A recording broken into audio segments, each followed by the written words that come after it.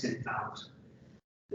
It's just a Gmail account. My cell number, I think we've got cell numbers, is there as well. If you've got any thoughts or any interest or afterwards, after the presentation, feel free to drop me a line, okay? I'm always happy to kind of think about these things together.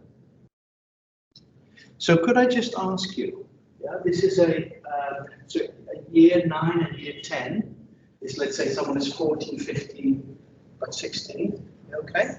In the UK, I don't know what grades there is. That's year 9 and 10, so please. Would you please read this? I'll read that loud. And have a think just for a couple of minutes for yourself, yeah? And think about some of the things that come up for you, okay? So in year 9 and 10, you self-harm.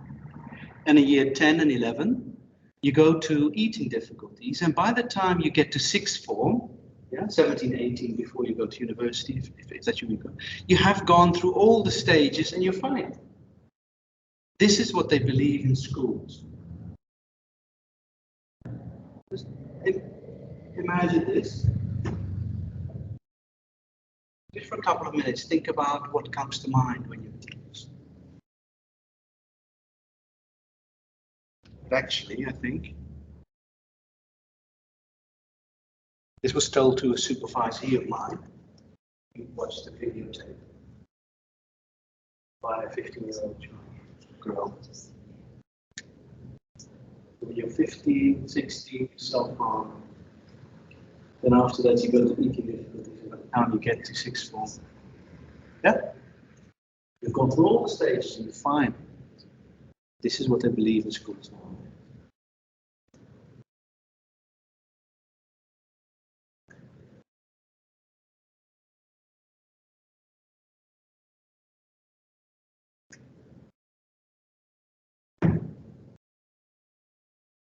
Okay.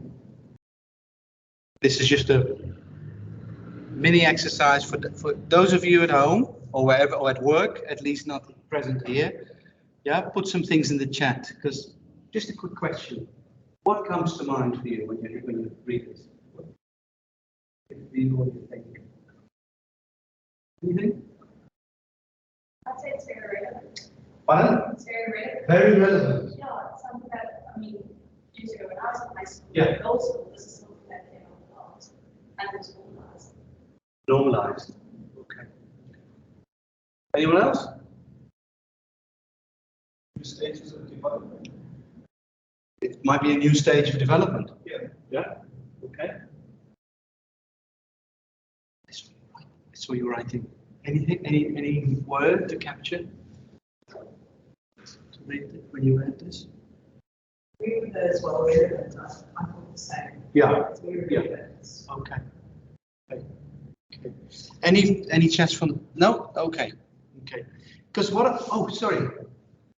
If this is what's normalized in Yes. school, Yes. it's what's seen as part of development, that means that there's no real chance for intervention in schools. We'll come to that. Perfect question. I'll pay you afterwards. Thank you for that. Thank you for the question. Yeah. But it is interesting also, isn't it? I think maybe this, I don't know this colloquium, and I'm in an academic institution, right? But I'm thinking all of this is kind of heady stuff. When I first heard this, cerebral, heady stuff, right? When I felt sad. I felt intensely sad. I thought, wow, a 15-year-old girl. Yeah? My daughter now is 17. So if I just have to think about, but my goodness, for someone to say this in a session, very matter-of-factly, I can remember how she said it. Yeah? And that, for me, as you say, it just captured my motivation to dive into this. Yeah? Into this area, unfortunately, because it gets. I just was interested in what we were talking about. So when I first looked at it, yeah, National Health Service. When I first looked at this, at the time, yeah. So this was about 2011. Okay. I read this. In the past year, NHS hospitals treated 18,000 girls and 4,500 boys between the ages of 10 and 19. Yeah, and this was a rise from 11% from the year before. Yeah, and during the same period, the younger age group, 10 to 14, increased by 30%.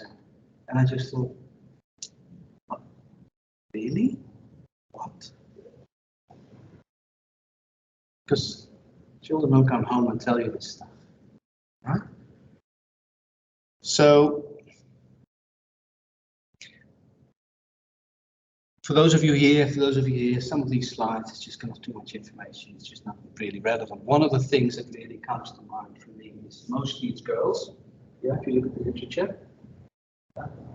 And it is the 15 and 19-year-olds, it's the older age group that seems to be most affected by this.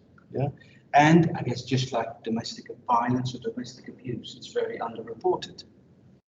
Okay, so it happens even more than what we can read about. Now, I think this is important as a starting point, because what are we talking about? Yeah, so if you go and do some research, you look into it, literature research, these are some of the words that you would put into your search engines, right? Self-injury, self-inflicted injury, self-poisoning, etc., etc., right? The one in the States in particular is NSSI, non-suicidal self-injury. I'm not sure about all those terms. And in the mental health field, at least in the UK and the Netherlands, even though obviously that's like with Afrikaans, a different language, they talk about deliberate self-harm. I used to be on a rota, DSH rota, and after a while, a colleague of mine changed that because I don't like that term. It's a bit pejorative. It's not neutral, is it? Because what invites that term? We all know how important language is. Oh, deliberate. She did it deliberately. So she knew it what she wasn't supposed to do, but she didn't. You know, the connotations of the word deliberate is not good. And it's not helpful. It invites us into a different space. So just for now, for here, this is the definition which I like, is that the term self-harm is used in this presentation to refer to any act of self-poisoning or self-injury carried out by a person irrespective of their motivation. Okay, so it's not used, and in this commonly involves self-poisoning with medication or self-injury by cutting. And those are the most of my experiences with kids who've been cutting, who come to either in an inpatient unit where I've been working, an adolescent inpatient unit, or for community services. Okay. And it's not used to refer as arising for overeating, body piercing, tattooing, starving yourself, even though, I mean, global emotion is not the place for that. But there is a discussion about it. There is a thought about, okay, but actually what you're doing is destroying yourself. You're gradually, in a different way. Yeah? So people call smoking self-harm. Okay, but that's not meant here.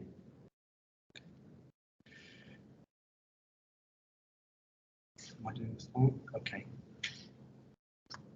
I also wanted to make this distinction. I've got a couple of slides here, and I'll just read it. It comes from a publication where young people were interviewed. And this has really helped me. And it might be a reminder for some of you, or maybe it's the game. There was always a clear distinction for me between the cutting and the overdosing. Yeah? The cutting was far more frequent and was more about survival. Yeah, it was about coping with the intolerable feelings that I was carrying inside. Overdosing, meanwhile, was about giving up for good, about choosing to stop coping altogether. So actually, as long as I was cutting, and this is the thing that really helped me, as long as I was cutting, I knew I was relatively safe, that I wouldn't die. And it was when I stopped cutting that the feelings built up to the point that I simply wanted out. So my reasons for taking the overdose were not the same as for the cutting, yeah, which I've always managed to keep under control. Yeah, I took the overdose because I hit the end of every resource that I could find within myself, and I could see no future, no way out. Indeed, my reason for cutting has always been throwing a lifeline to avoid suicide becoming inevitable. Yeah. Okay. So just thinking about what are the purposes of self-harm. It's to provide some form of control that's over your life. Not using the word manipulation, even though you also hear that in this context, which again, you could deliberate self-harm. I think it's a judgmental term. To manage unbearable feelings, to feel something, actually to feel something. Yeah, because I don't know whether you know, if you had a sorry guys, if you had a scab, you know you're not supposed to do it. But isn't it part of the healing process that it starts itching? And how do you manage it? You go, if this is it, you go past it, isn't it? Just to kind of distract yourself. I always think, okay, that's when it was explained to me by a young person who came in with horrendous scars.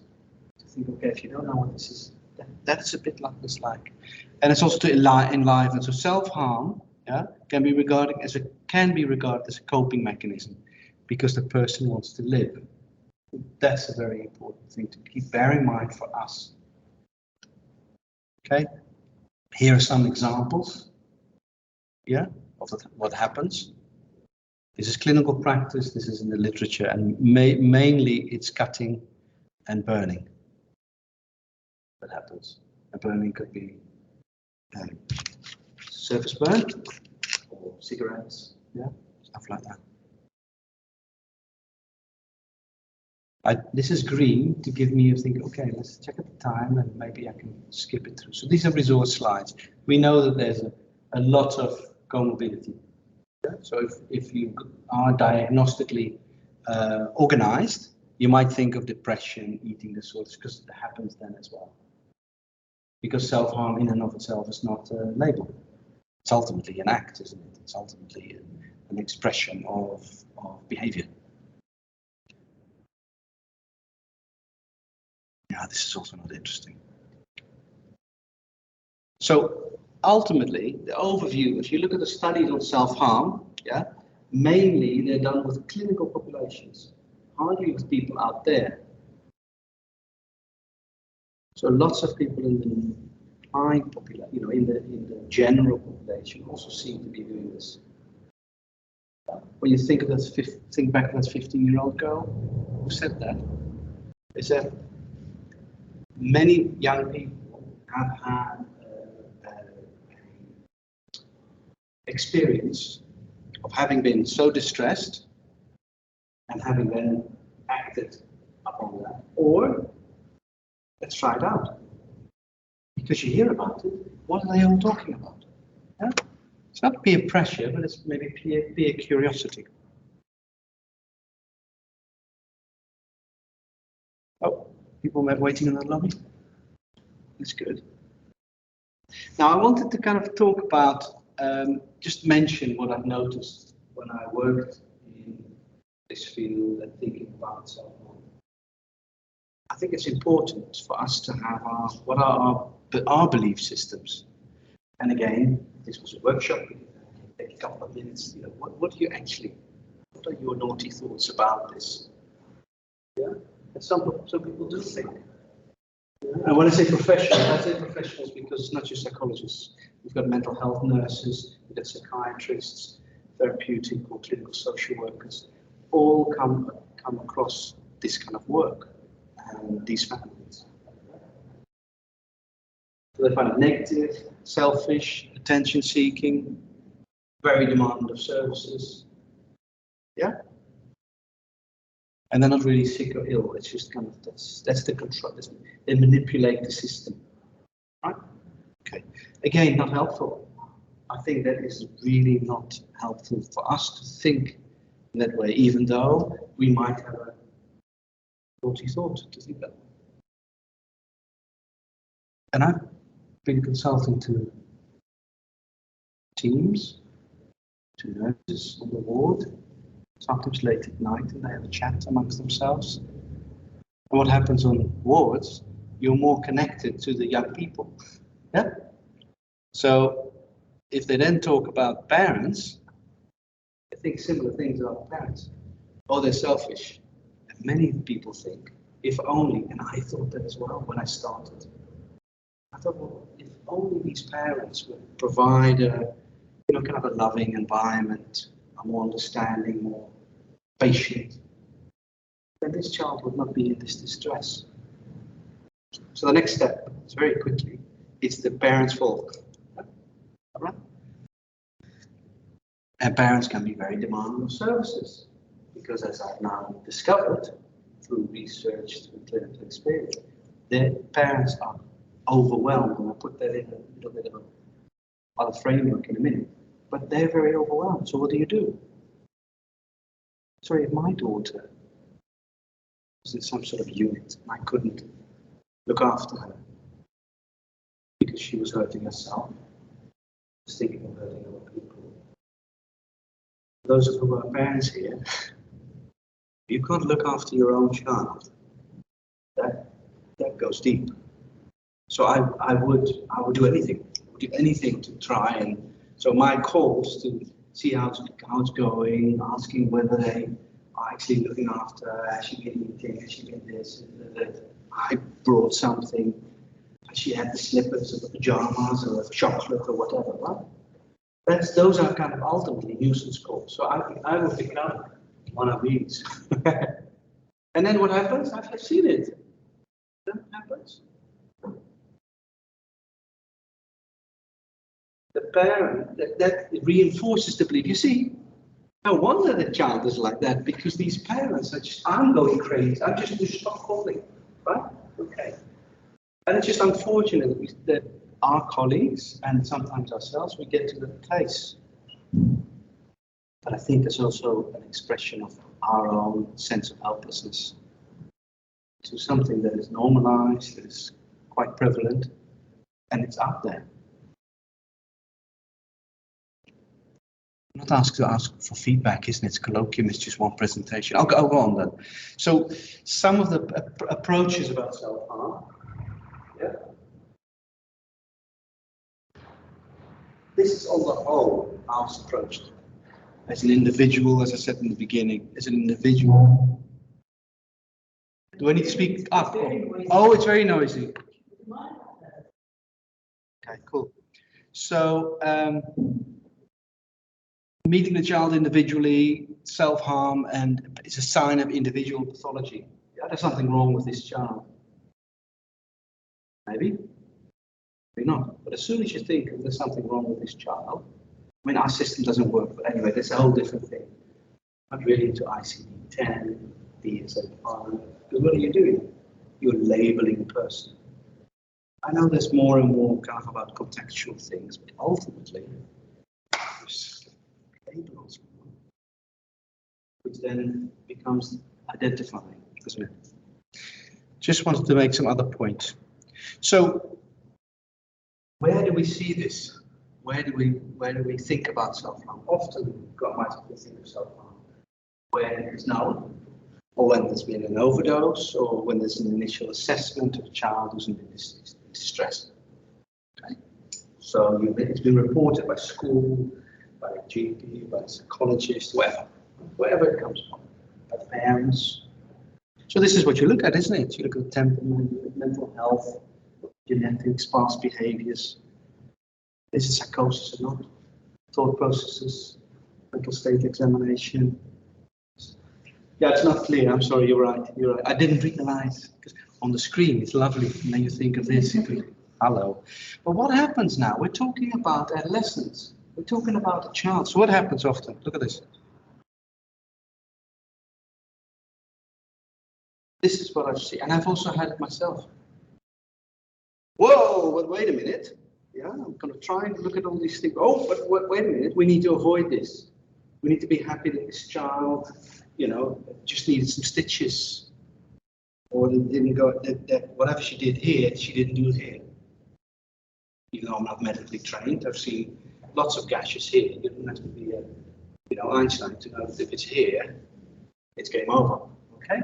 So what happens? Boom. Yeah. And I think particularly when you talk about a child, I think what comes over us is a sense of wanting to rescue, right? Wanting to protect, because children Well, adolescents are still children. I mean, they don't think so, but we know. Okay, we've been there. And I think that this cannot be underestimated. How this sometimes goes into teams and organizations. So you've heard of the term defensive practice. Because obviously the worst thing would be, I mean, I've been in a team, several teams. If there's a successful suicide, apart from the emotional thing about, if it's on your caseload, what happens? They dive into your records, have you done this, have you done this, have you done this. So of course it's an important, I'm not saying it's not important, but I am saying it can affect our way of looking at this. So apart from looking at individual, I want to invite, you've all have seen Bron Ephemeral, isn't it? Someone who knows this. Seeing the child, seeing individual in the different contexts. And I would want to invite also to see the parents in the same way. Parents who are overwhelmed. The parents of an adolescent child, think of life cycle models, McGoldrick and Carter, is that when you've got an adolescent child, on the whole, it's not all perfect. Parents and carers are themselves in a particular age group, aren't they? And if their parents are alive, they might be and they're frail. So it's actually, as parents, you're sandwiched between needs there and needs there. It's so overwhelming, right? Okay. So in some ways, you can think, no wonder they sometimes keep the eye of the ball. Is that the right expression? Yeah. Right? That's just a new thing. These mobiles, my goodness. They are everywhere for the parents as well, I know. But I mean, let's not go there. We can go into any shop here, any coffee shop, I'm sure. There's a couple going out. Eye contact, where? You know what I mean? There's a little child playing a YouTube video on an iPad. It's going to be interesting. Dissertation is going to be written about this, I think, the impact of that. Okay, so let me quickly move on to some systemic concepts, just to remind you. Systemic standing for systems theory, I suppose. Yeah. What's important? Feedback loops. That's why I liked connecting with people, because that's you're nodding. Thank you. Yeah. That's how else do I know what I'm doing? Okay? And I'm adjusting to it. Okay? Context is so important. We're part of multiple systems. Yeah. The importance of power and influence. In other words. We all have a different contribution to make in a relationship. Because you're an adolescent parent, the parents have got a different role to the adolescent. Yeah? I'm not saying there's no power, but they might have more influence on the life of the young person. Okay? Just mentioning some of these things. So this reading this through, hopefully they'll be helpful. Yeah. So if you think of a 14-year-old girl who lives with her parents, she believes that a younger brother receives the bulk of the parents' attention. Every time she feels they favor him, she goes to her bedroom to calm down. She plays loud music and generally tries to distract herself. This causes her parents, usually her father, to shout that the music is too loud and that she should stop being so selfish. This in turn reinforces the daughter's feelings of being cut off from the family, and she starts to self-harm, initially just by scratching superficially. Okay. But after unbearable feelings have then subsided, and if there was, then she would attend to it, she goes downstairs and presents herself for dinner. Yeah. Father and mother are pleased, she's calmed down, and she seems apologetic for what they've seen. Well, that's an interactional pattern, isn't it? Now, I don't know, I'm not inviting you at this point, but to do that, but if you just think of this child then being referred by the parents to school to go and see one of our colleagues, a psychologist, one-to-one, yeah? Then what happens then already? I mean, that, in a sense, problematizes the child before seeing, yeah? So I think it makes sense in the beginning But that's me. Family perspective, couples therapy. See them all together. See how they respond. Because in a sense, did I do that? Sorry, I did something wrong there. There. That's it. Yeah. So diagrammatically, this is what happens. Mother gets parents' attention, daughter goes to her bedroom, listens to music in order to distract parents, shouts, daughter starts to scratch, is then less agitated, daughter joins the dinner. Please sit the calm down, she's got apologetic. Sorry, I've lost it again. They know what happens upstairs, the bathroom or in the bedroom. Until the next time again. Okay? Now I've done this with families. Just ask them, just do a circularity of an episode, we call it. And it's just by sitting and looking. So not looking at each other intensely, because this is about deep, overwhelming stuff, things that they can't really manage.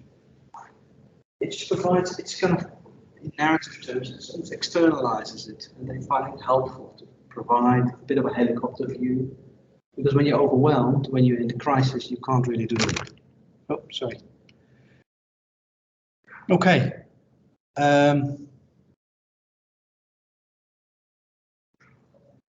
Attachment means something to people here, I suppose, isn't it? And then we connect to people that care for us, and also care about us. And as time goes on, you become a bit more independent, but there's still that emotional connection, and it gets transferred to your intimate partner if that's the way it goes, or even to friends. And one of the important things here with attachment is safety and security. And the whole thing, what Untitled does, we also do.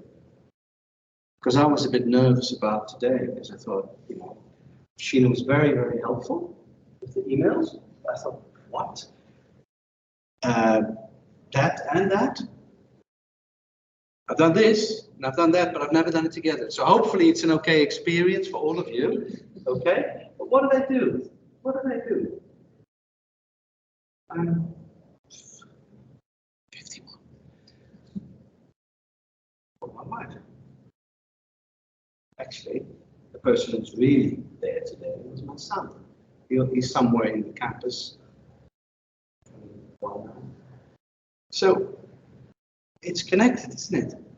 And it's not just attachment figures. I think adults need children as much as children need adults. I sometimes give my daughter a hug, not because I think she needs it. Right? So that is that invisible, some people call bond. An internal working model is the thoughts that you have about yourself, internal ways of thought that over time this develops, and it makes you think that you're worthy, or actually you're worthy, you're lovable, or not. Yeah, it's a bit more of a struggle. I put too much information in. So actually, this is what we're talking about. How does it link? Just for the purposes of today, this is attachment is a two-way thing, and it systemically influences each other all the time. These are just some people. John Bowlby, he was the one who wrote attachment and loss and all these things. Wrote about these orphanages, children being separated and how they react. John Bing Hall, I just wanted to mention that book, Rewriting Family Scripts. If you're not going to buy any other book, the rest of you might buy that one. Rewriting Family Scripts, 1995. Basically, what he was writing about, he was writing about the fact that there are multiple attachment figures. Because up to the point, he was the mother. As a father, I'm thinking, that's one thing. No, but also, hey, well, it's more complicated. And also, if you think culturally, there's families of all shapes and sizes. Sexuality, intergenerational, so you can be multiply connected. And also, he translated it to the therapy room. which is very, very useful in our thinking.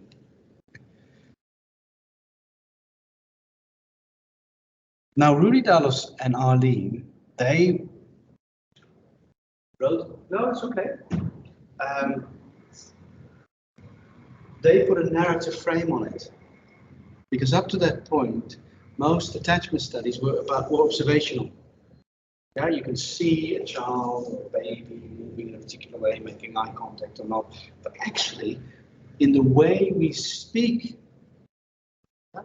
we can look at the narratives, and now there's a beautiful meaning of the child. There's a new discursive analytical tool that has been devised. Meaning of the child. So what's the meaning of the child in the head of the parents? It's an interview with the parents that looks at what that attachment relationship is, what the strengths are. So, and what I'm currently busy with is that I'm thinking it's not just one, there's something about a triangle. Because in systemic terms, the smallest unit in sorry guys, the smallest unit of analysis with people is 3 people. It's not 2. It's definitely not 1. It's not 2 either. Because the relationship, sorry Sheena, yeah, well you're sitting there, you know, everyone does it. I could also do it with Prof. Tony, but yeah, our relationship, is not just about me and you. But if I want to be closer to you, I'm going to gossip about that guy there. Is it gonna? Yeah. So bloody Connor. So the distance between Connor and Mark, me, you know, it's me. Or it could be the other way around. So it's, in a sense, we become people do it all the time. I didn't say I saw downstairs at all. Monday, coffee, and they do it downstairs. Mondays is for the staff. So I didn't hear gossiping, but gossiping is the same thing, isn't it? You Skinner, you're bonding through talking about someone else. Okay, happens in teams all the time. Usually about managers, unfortunately. Okay, and more we're looking at trauma. Yeah? So what gets kicked into trauma? Because when one is traumatized, when you feel overwhelmed, what do? Everything short circuits. And sorry for the short way of explaining it now. Get shortcut, cut it. No, shortcut. Get short circuited. Thank you. Yeah, and you go for what is available to you on a more visceral emotional level, and then you come back to your attachment. Most people, when they become parents, they think I'm going to do it better than my parents did. Not that I don't love them, but you want best for your children. But just because you know what you don't want doesn't mean you know how to do it differently. Okay, that often happens in families. I just wanted to share some of these. We're okay. I think we're okay. I got so fascinated by these families that I thought, okay, I would like to do a piece of research. So my doctoral research was in and itself more systemic than just individual interviews. So what I did, I interviewed families. Yeah? So I interviewed different members in the family and connected their themes. Yeah. So and it was all just heterosexual families, daughter. Yeah. So I interviewed the father, the mother, the daughter, and the father and the mother together. Because I was interested in the couple relationship as well. And the themes had to do with closeness and distance, ultimately. Closeness and distance around the self-harm, around the emotional distress. Okay? And I particularly looked at these 3 areas. Yeah. And I've kind of changed them over time, and I use them clinically now. That's all. So how would you describe the relationship when everything's just calm? Because we know from attachment theory, when things are calm, it means nothing how someone reacts. But as soon as you introduce a little bit of stress, like for instance, if the alarms will go off or something now, then we get into a different mode, and then you can. So, and there's conflict. Every family has conflict. Whatever they think is conflict. Nothing's always calm. Not always calm. And then, when the self-harm happens, you see I've externalized it. When there's self-harm in the family, as opposed to when, say, Janet self-harms. Okay. And some of the things that have come out of that, and that I've seen more over and over in clinical practice as well as as a supervisor, is that self-harm creates closeness and distance. There's a feeling of responsibility, parents are emotionally overwhelmed, and there is an impact on the parenting couple relationship. I'll give you a couple of examples, if I may. Is that okay? Yeah? So, I looked at, I looked at the adolescents, the mothers, the fathers, the couple relationship, the different themes and how it's interconnected. And I asked them questions like, such as those relational questions. And these are some of the themes that came up. They felt responsible, they felt like they needed to choose sides. There's something about what self-harm did, the function of it in a sense. People got organized around it in different ways. But actually that self-harm was also resulted in a sense of closeness to another person. Because if I do it hard enough, you do need to attend to it. It needs to be attended to. So just a few, I like the voices of the children, if that's okay. I suppose, and this was around feeling responsible, I suppose just because I've gotten older and learned about things and become kind of my own person, that it kind of makes me more, I suppose, makes me more argumentative, wanting to say my opinions and stuff. Whereas before, when I was younger, yeah, I didn't really understand what all the arguments had been about. And I probably just stayed away from it because I've gotten older and I want to get more involved, kind of thing. Yeah? Just another one. Because if you're supportive, then you give them, parents, support, and it helps them through. Yeah? If you stay out of it, then they can grow stronger people, I guess. I thought, wow, I'm not going to ask. No, I'm not going to ask, but what do we think about what themes? You think, oh, a 14-year-old would say this. Quite a level of responsibility, isn't it? So this is how I further explored it. It's good that you support them. It's good that you give them their own space, like to fight their own battles. So why is that good? Well, because otherwise, if I get involved all the time and it gets worse, or they could get used to having people around when they fight or something, then that's insightful. She's almost saying here, if I continue to do that, you get patterned behavior. They get used to it. Their relationship becomes dependent on someone being there. I thought, wow. So when did you develop this? And what I meant was, when did you develop this insight? So what do you mean? Well, this idea of when you did start thinking about this idea like, oh, okay, right. If I'm going to be, joining in, or, if like I'm around, as it's where,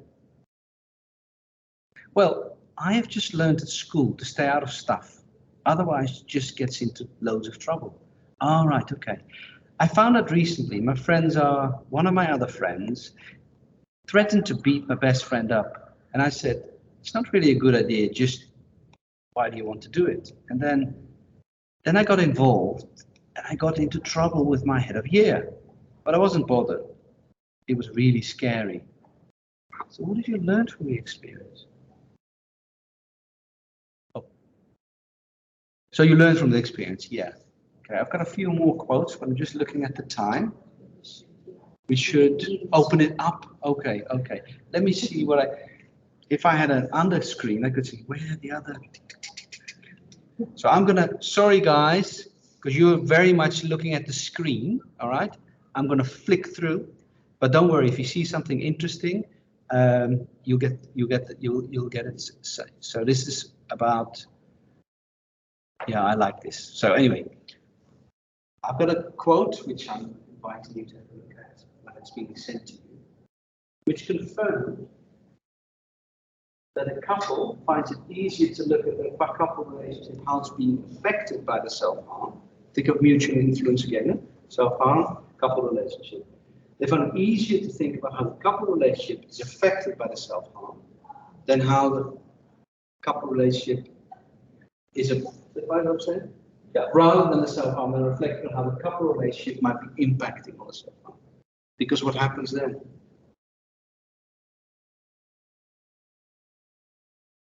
Isn't it terrible to have to think about, I caused this, or I contribute to this, or even though it's part of our maintaining factors, if we think systemically, we think about the pattern behaviors, without judgment, we think, okay, there must be something that's kept in place, okay? But isn't it, you feel guilty already that your child is so distressed that they feel the need that this is the only thing that they can do to manage their emotional life, I suppose, in that moment. So I thought that was important, and I'm just gonna, this is some, you'll get that. Concluding remarks, is that okay? Perfect timing, I hope. Okay. Speaks for itself, right? It's unfortunately on the rise, and I think that's particularly in Western, or if I dare I say here in South Africa, Western informed countries. Okay, let me put it like that. Okay, self-harm is an expression of emotional distress as well as a way of coping with it. Risk assessment remains an important part. So hopefully I haven't suggested that we shouldn't look at risk. Just opened our mind maybe to what the consequences could be of a particular perspective. And I think it would be important to inform or involve other people. And you might not be confident, trained, or feel that you've got access to other people in the system, but even bringing them into the conversation would be very helpful. Right? And I think more qualitative research actually talk to people. So, because most of the self-harm, I bump. Yeah, definitely. Because most of this research has been quantitative. How many this? How many emergency A&E? Emergency department admissions? How many referrals? Sorry, what does it say about births? Not when I see a child in front of me. I think that's. Oh yeah, and then there's some references that we'll get as well. Oh, I'll leave you. Yes. Thank you, Sheena. Thank you. Thank you so much, Ramon, for that presentation. I'm just going to stop presenting so that everybody can see you. Hello. Yeah, so thank you so much for that. And we'd like to now open up for questions and comments from people here and at home. If I can just kick off, I have something that intrigued me. So at the beginning, when you were discussing the concept of self-harm, you alluded to there being a bit of debate around what's included and not included in self-harm behaviors. And I know you didn't want to touch on that, but I'm going to go a little bit. Okay. So when it comes to a condition like body dysmorphic disorder, so is that regarded then as one of the behaviors of self-harm? How is that conceptualized when it comes to self-harm? Okay, if you're talking about body dysmorphia, then I'm having to ask questions. Okay, because body dysmorphia is not one thing for me. So I'm already kind of being curious about what is it, what are the circumstances, what are the behaviors they're engaging in. And if they're then engaging in self-harm, I'm not suggesting we might be standing outside and think, okay, the one causes the other. Don't think that that's helpful. I'm seeing a child, if we're talking about adolescence, a child who's struggling with their own self-concept. Okay, and maybe what comes from that is, I'm talking to you. Yes. Maybe some of the consequences could be not eating enough, risk-taking behavior, alcohol, drugs, whatever it might be, right? Then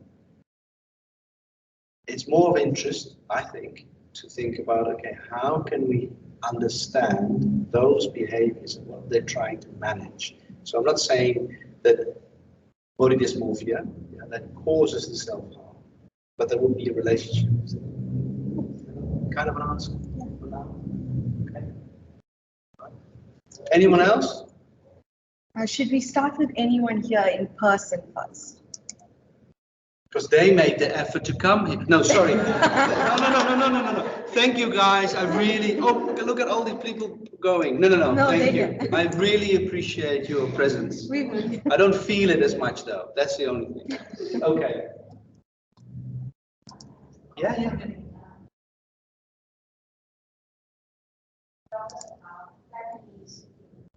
Yeah.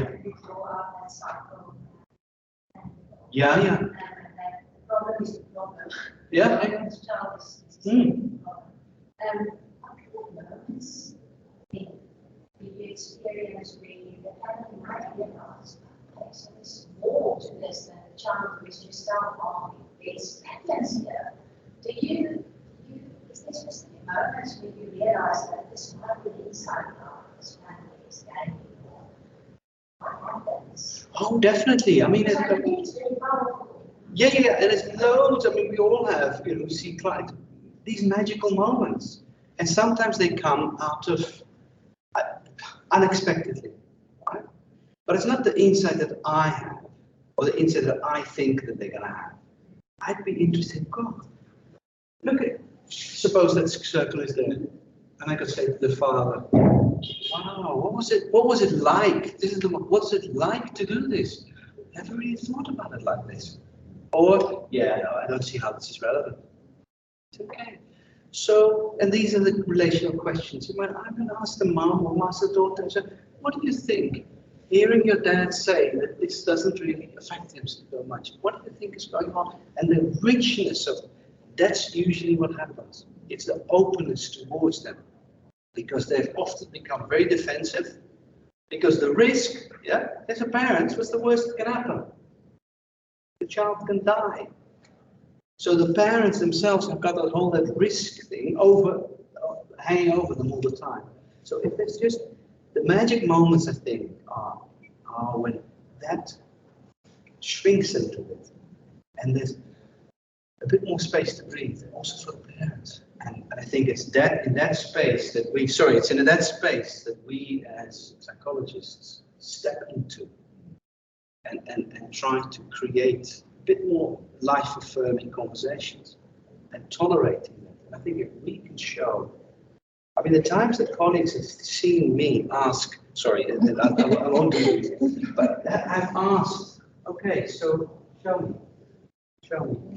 Have you got? Look here, often it happens here, and on the thighs. We're talking about cutting. Yeah? Razor blades or pencil sharpened little bits, right? It's so normal for the kids.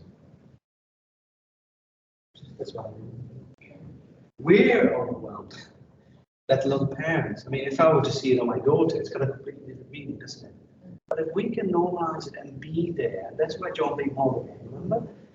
You can create that environment to tolerate that huge distress.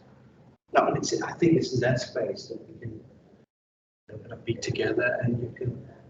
So, the naughty thoughts about blaming the parents, maybe there you've got them. Put them somewhere away, and that's why I think supervision is very important, because this is tough work. This is tough work. These kids, these parents, siblings, we haven't talked about siblings, but that's another time, are overwhelmed and traumatized.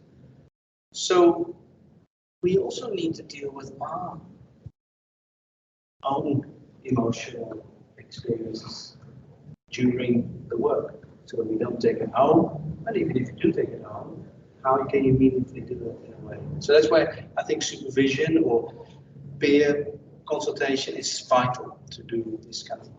I hope that was, so you got me going. So thank you for your question. Thank you. Why are you that? If we look at self-harm, Yes. and we see it as a coping strategy, Yeah. pretty much locating the cause within the individual. And you say that we should move beyond that to a more systemic approach. So would that mean that seeing it as a coping strategy, that sort of that view should kind of be abandoned?